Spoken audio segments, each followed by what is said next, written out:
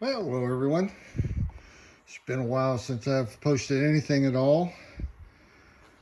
I've been a little occupied with some other issues, but got back out here on the Cobra for the last few days. In the process of putting on a Sniper. It's a Sniper 1 for those that are into that thing. I bought it about 4 months before they released the Sniper 2. And on this unit, I'm using the Elderbrock remote sump that will put out the high pressure that is fed by my regular manual fuel pump. So that kept the fuel system relatively simple.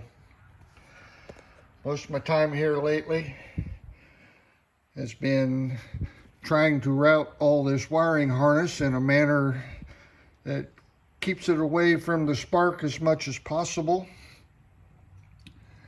and kind of out of the way. So far I haven't shortened up any of the wiring looms. I may shorten up some, but right now they're pretty much out of the way.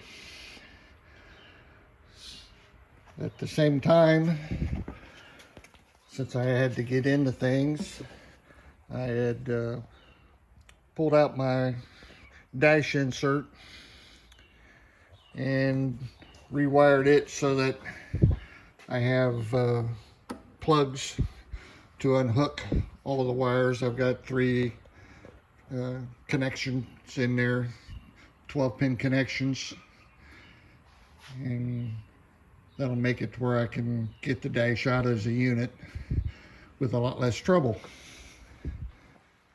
So I'm at the point where I'm about ready to put the dash in and see if my new wiring works, and hook up the fuel and get the throttle cable to go. That's going to take a little bit more engineering,